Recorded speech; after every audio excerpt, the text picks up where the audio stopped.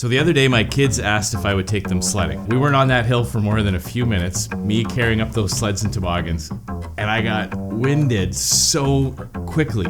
We got to the top, and I thought I was about to cough out a lung. It's not that tall of a hill, it being in Saskatchewan. So instantly, my mind went to the thought of what could possibly be the cause of this. My first thought was, did I catch a bug that's going around? I thought maybe I have the wrong footwear on. Maybe if I had to put boots on, it would have been easier to climb the hill. I even had that weird passing thought of, is there some kind of gravity well buried underneath this hill? And then the thought occurred to me. It's 40 years of not taking care of myself. I even laughed for a split second at how instantly my first thought was to try to find something else to blame. And you probably see this all the time with yourself, your loved ones. How many times has someone in your family knocked a glass off the counter and then said, "Who put this so close to the edge?" And it got me thinking, the vast majority of people, while we might have those thoughts for an instant or a second, we also have a healthy dose of responsibility. And we look at how our own actions led to the negative outcome, the glass shattering or being out of breath at the top of the hill. But some people don't. Some people never take responsibility for their own actions, and they always try to find someone else to blame for all the negative consequences. And Justin Trudeau is one of those people. Let me explain. A major development now from the Global News Decision Desk. Canada's new Prime Minister, Justin Trudeau, with his wife, Sophie. This is Canada, and in Canada, better is always possible. Thank you. For Canadians, yeah, grocery bills suck. Rent sucks. Mortgage renegotiation, oh my God, how are we going to deal with it? Like, these are real fears. After 8 years of this guy, a lot of things suck in Canada. But here's what Justin Trudeau's doing. He's trying to convince you that the reason why housing sucks, inflation sucks, interest rates suck, are all because of factors beyond his control. He's some passive observer of all these global phenomena that's driving up your prices and making your communities less safe. If I can just pause here for one quick second, please like and subscribe to my channel. That way you won't miss out on any videos in the future. Let's take a look at just 3 examples that Trudeau himself admits suck. Inflation. The reason why your paycheck doesn't buy as much stuff is because Justin Trudeau devalued our dollar. You'll forgive me if I don't think about monetary policy. More dollars chasing fewer goods always equals inflation. But instantly, Trudeau, the liberal propaganda machine, including the CBC, went into overdrive to try to convince you it wasn't Trudeau's fault. The reasons for higher prices are getting more complicated. The labor market and inflation are acting in a way that we've never really seen before. But indeed, Mr. Speaker, there are a lot of factors that deliver higher food prices, not just for Canadians, for people around the world. And one of the key ones is Russia's continued illegal invasion of Ukraine, Mr. Speaker. It was global supply chain issues or a war in a country that Canada does less than 1% of our trade with. Baloney. It was because of Trudeau's own policies, his own monetary policy, turning to the Bank of Canada to bankroll his out-of-control and wasteful spending. Just think about the $35 billion to the Canada Infrastructure Bank, $60 million on the Arrive Scam app, or the hundreds of millions of dollars paid to high-priced consultants for work that the public service is already doing. There's a direct link between Trudeau's policies and the inflation and interest rates that's causing so much hardship. But what is Justin Trudeau doing? He's still looking for a scapegoat. It's also pretty amazing at how much help he gets from his friends in the media. The latest attempt to try to shift attention from Justin Trudeau's role in all of this is the conversation around shrinkflation. Pepper Brooks was upset when she discovered the new bottle of Dawn she bought contained 10% less dish soap than an older bottle in her cupboard. It's true. When you go to the grocery store, you get less for your money. What's actually happening with shrinkflation is that the dollar you earned doesn't buy as much. That's it. That's all you need to know. Justin Trudeau has devalued your currency, the money you get paid, the money that you've saved up. He's made it worth less so that when you go to the store, you can buy less with it. They're even talking about bringing in new regulations to try to prevent companies from doing this. Shrinkflation is not helpful for consumers. It's not fair. It needs to be regulated, and it needs to be regulated now. What they're not talking about is how it was Trudeau's policies that made your paycheck worth less. The carbon tax is also a major driver in inflation.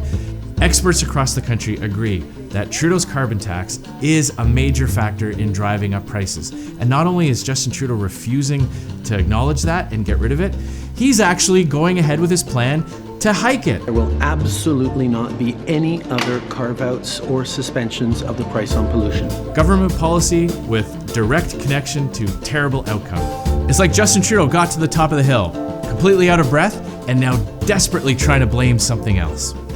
Housing. Another thing that even Justin Trudeau admits sucks in Canada. How did we get here? Did all of a sudden magical forces in Canada's economy just converge on the housing sector and cause all kinds of problems? No. Justin Trudeau's inflationary policies also bid up the price of homes. Easy cash flooding through the system meant housing prices go up. And then there's the fact that Trudeau's housing minister, Sean Fraser, admits that the previous immigration minister helped cause the housing crisis by not managing the immigration file properly. Or in particular, the international student program. And this is where we have a serious issue that we need to address and are working to address now. The international student program in particular has grown just in the last couple of years by hundreds of thousands of people each year. Hey, Kelly, do a quick Google search there. Who was the previous Liberal immigration minister? It was Sean Fraser. That's right, Sean Fraser is actually blaming a previous iteration of himself, but not taking any responsibility for it. This is bizarro liberal deflection and lack of accountability. This is another direct line between Justin Trudeau's policies and deliberate decisions and terrible outcomes for Canadians.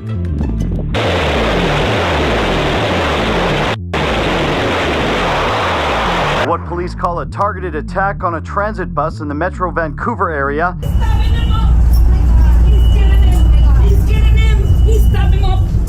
He ended up stabbing me right in my rib. I didn't know it was a stab at first, it just felt really warm and my breath cut really short. It would actually be borderline criminal to just say that crime sucks in Canada right now. It's awful. Tragic stories of people being murdered on public transportation, or families having multiple cars stolen out of their driveway on the same day. This is life after 8 years of Justin Trudeau. Take a look at all the major crime stats. Car thefts through the roof. Extortion at levels we've never seen before in Canada. Drug addiction, overdose deaths, all directly linked to Justin Trudeau's deliberate policy decisions. And Justin Trudeau and the liberal-friendly media in Canada would have you believe that crime is just kind of like the weather, like, oh, there's an unseasonable warm front moving in, and we don't know how long it'll last. It's directly linked to his policies.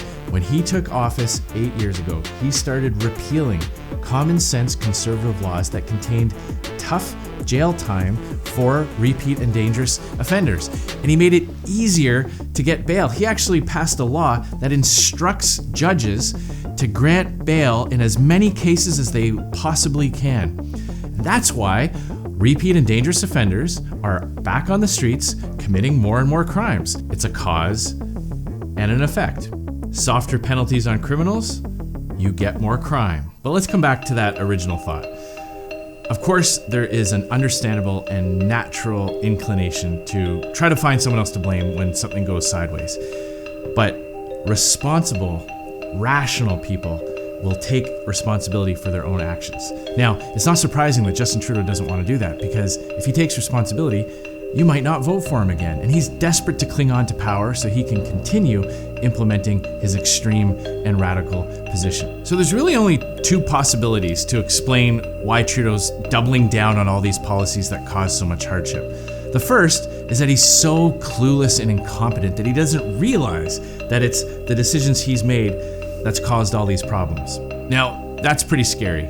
To think that Canada, a developed G7 country, is led by someone who is so incompetent that he can't even follow the simple logic between the cause and the effects, is actually horrifying. He thinks that nothing's his fault and everything's an external or magical force that he can't be responsible for. Or the other possibility is that this was all intentional, that he knew what the outcomes of his policies would be, and he actually wants Canada to be more divided, to be less safe, to have more and more people struggling. Because when more and more Canadians face more and more hardship, it's easier to sell them bigger government. It's easier to convince them that they need more and more government control of their lives, intervention in the economy, and bigger programs. These are the outcomes of the policies that he believes in. His radical extreme ideology is why he printed massive amounts of money, is why he rewards local gatekeepers, is why he lets dangerous criminals back out onto the streets. When you look at radical Marxist leaders like Justin Trudeau in other countries, in other periods of time, they actually do this on purpose to create dependency on government, to justify more and more spending, bigger and bigger government, and more control over your lives.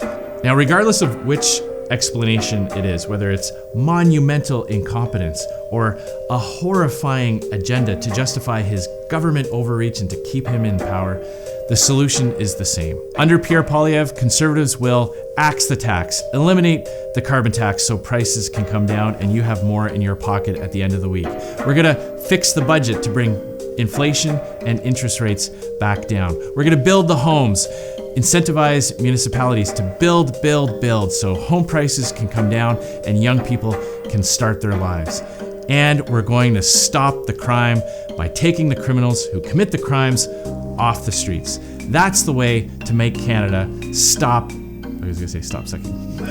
Yeah. Bernard, where do you pick up words like that? Yeah, Mo, that team sure did suck last night. They just plain sucked. I've seen teams suck before, but they were the suckiest bunch of sucks that ever sucked. Homer, watch your mouth. And as always, thanks for watching.